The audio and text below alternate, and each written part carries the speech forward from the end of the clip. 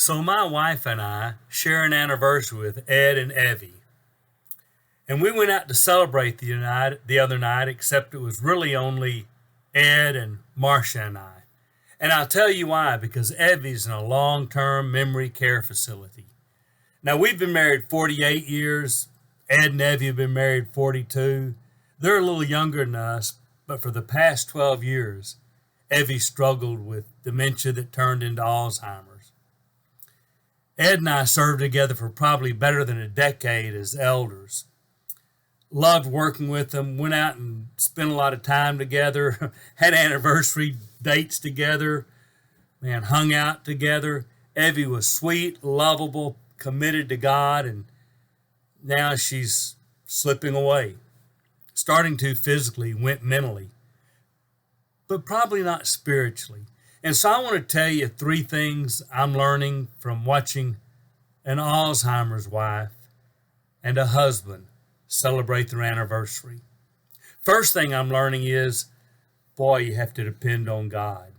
You know, Evy was always a spiritual leader. She was passionate about helping people, loved people, taught Bible bold, did all sorts of things that way. It was a great elder's wife. She and Ed were faithful, committed to helping people. But Ed's really got to depend on God now. You can't survive this thing 12 years. Not at all like life turned out. They're 64-ish, so at 52, you don't expect to start seeing your wife have symptoms of dementia. But it's a hard and a fallen world, and I think I've learned that we've got to depend on God in everything in our life. Number 2, I'm learning a lot about how to be a faithful husband, because Ed is being a faithful husband. He cares for Evy, provides for Evy, loves Evy.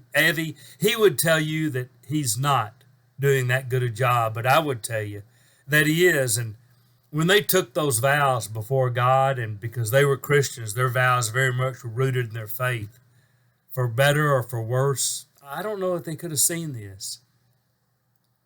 But Ed is faithfully loving Evy because he faithfully loves God. And I love that about Ed. But I'm going to tell you, the reason Ed's having to carry their marriage now is because in the early years of their marriage, Evy carried their marriage. Now, Ed said things like this publicly, so I'm not telling you everything that I've not heard him say in countless living rooms and on podcasts in different places, but Ed will tell you there's a time they could have lost their marriage. Even as believing Christians, they could have lost their marriage primarily because of neglect, unmet expectations, lack of communication, just drifting apart till it got to a point where I think Ed probably expected they wouldn't make it, except Evy wouldn't allow it. She said we were going to work on our marriage. We were going to be faithful to God. We took vows before God. And I give Ed a lot of credit because that little kick in the pants spurred him on to remember. And so they committed to put together a fantastic marriage, raised 3 great girls, got grandkids. They've done a wonderful job. And so here's the 3 things I want you to remember that I'm learning about life and marriage from my good friends, Ed and Evy. Depend on God. Be faithful to your mate no matter what the circumstances. And that means serving and loving in a faithful manner. And always, always trust God to save your marriage. You don't have to give up on it. It just takes 2 people. And so I love Ed and Evy for what they've shown me over the years about faithfully committing to their God, to their marriage, and to each other. So Evy, even if you saw this, you probably couldn't understand it, but I love you and I appreciate you. And Ed, you're doing good, my brother.